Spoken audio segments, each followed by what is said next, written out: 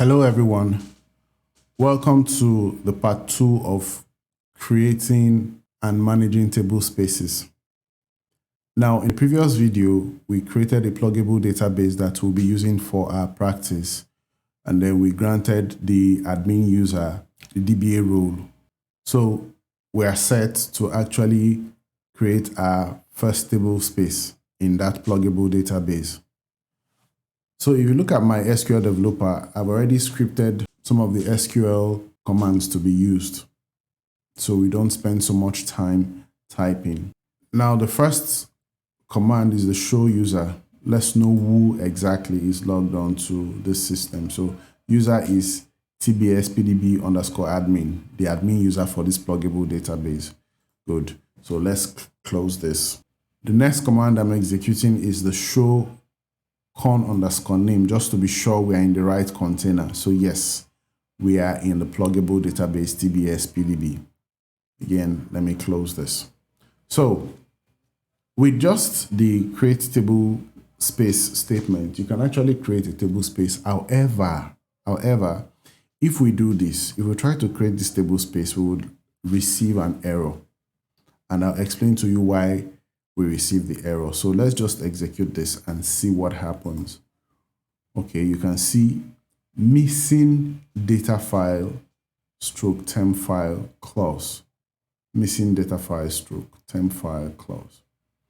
Now, if you look at the clause, it says a create table space statement has no data file stroke temp clause. Action, specify a data file clause. So when you want to create a table space, there's need to include the data file clause, because every table space must have a data file where data is saved, right? But then if you don't include the data file clause, you must follow a particular rule. And what's the rule? You need to set a parameter. What's the parameter? You need to set this parameter db_create_file_destination. Now this parameter by default is not set. So you need to point it to the location of that pluggable database. If you do that, Oracle will automatically create a data file when you execute the create table space statement, right?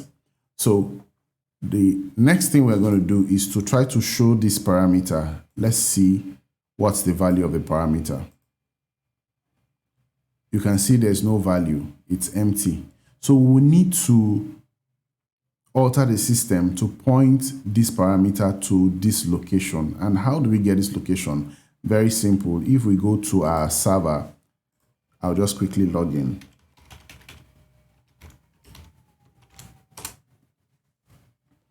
Now, if we go to our server and then open our home location and go to other locations, go to computer, U01, app, Oracle. Now we'll come to a folder known as Aura Data, ORCL, that's our container. Now, if you look closely, you will see this folder, tbspdb. That's the one that concerns our pluggable database, right? If I get to open this folder, you see the data, data files for the different table spaces, the default table spaces that came with the database. 6aux, system, temp, undo, and users. And one of the things you get to observe is their file extension .dbf, showing that this is a data file. So each table space must have a data file, right?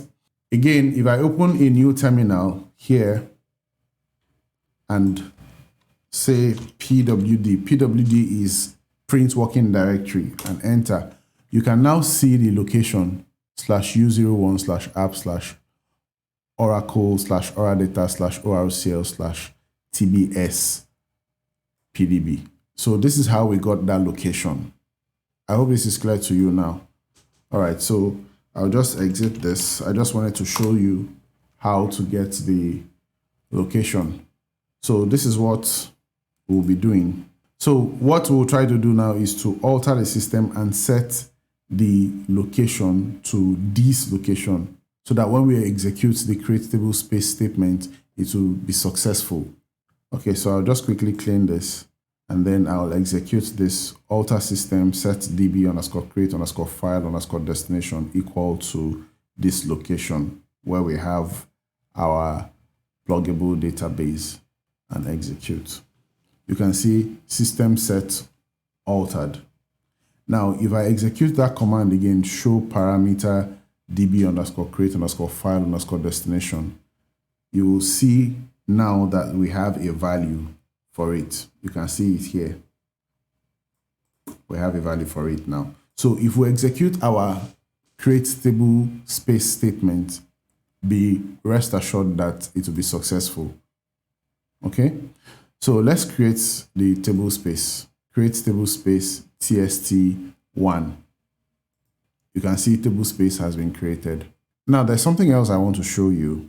We can try to get the SQL statement that was used to create this table space by executing this select statement.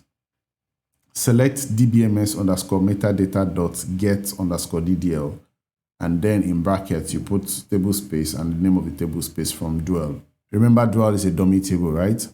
So let's execute this and let's know what's happening. So create table space tst1 data file. You can see that we did not use the data file clause, but we're already having the data file. Remember, I told you that if you set this parameter, Oracle will automatically create a data file. So one of the things we can do is to look at the SQL statement. Create table space tst1 data file size 100 megabytes in default, and then auto extend on. That means once this data file gets filled, we can extend the size of the data file, and then next by 100% again. Max size is this figure, and then login by default, this is login. It means whatever goes on in this table space is actually logged. And then the table space is online, is a permanent table space. The block size is 8 kilobytes. Remember, I told you that each block by default has a size of 8 kilobytes. And then extent management, local, auto allocates default, no compress, segment space management undo. So now, why I showed you this statement is because you can choose to copy it and use it to create your table space. That's if you want to use your SQL statement. Otherwise, you can create a table space and then view the SQL statement later. So let me just cancel this, close this, and then clear this. Now, another useful query I want to execute is to view table space information. So it says select table space name, block size, status, content, login, segment space management, compress for from DBA underscore table spaces. If I execute this, it shows you all the table spaces in this pluggable database. So you have system, you have CSOX, you have undo, you have temp, user, and then of course the new table space we just created, and then all the attributes. Again, I'll clear this. And then I want to execute this query. It says select all from $$ table space. Remember, all of these queries are dictionary view queries, right? So it will show you all the table spaces, and then look at this, included in database backup. Yes, yes, yes. The only one that is not backed up is the temporary table space, but all of that table spaces are backed up. And then by default, flashback is enabled. Container ID 4. That's the container ID for the pluggable database. And then there's something else I want to show to you again. Now, if you look at this query, it says select all from DBA underscore data files. So it's going to show us all the data files that are in this pluggable database. Now you can see that all the data files have been displayed for system, sysox, undo, and users. Now, for the one we just created, you can see the file name, the data file name. This was automatically generated by the Oracle database because we did not specify the data file clause. So the database automatically generated the name of the data file. So the next thing we want to do is to create a user and assign that tablespace to the user. So the user now can create other objects inside that tablespace. Okay, so let me quickly close this. Now we're going to create a user, create user Jeff5 identified by Jeff5. Default tablespace is tst1. That's the tablespace we just created. So if I create this user, you can see user Jeff5 created. Now, again, we want to see the DDL statement that was used to create this user. So let me execute this.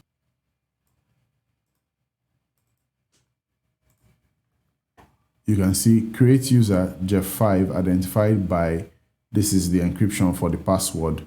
Default tablespace is tst1. Temporary tablespace is temp, right? Okay, let me just cancel this. Now the user Jeff can create objects in this his schema, right? So let's try to create this object. It says, now we're able to create an object, a table in this schema. So to confirm, we'll select all from dba_tables where owner is equal to Jeff. You can see our output. So up until now, everything is working perfectly, right? So guys, I'd like to stop this lecture here for today. In our next lesson, we'll look at some more examples about table spaces and data files. Thank you for watching this video. I hope it was interesting to you. If it was, kindly like it and share it widely. And don't forget to hit the subscribe button and turn on the notification bell icon so you don't miss out whenever I upload another valuable content. And I'll see you in my next video. Bye for now.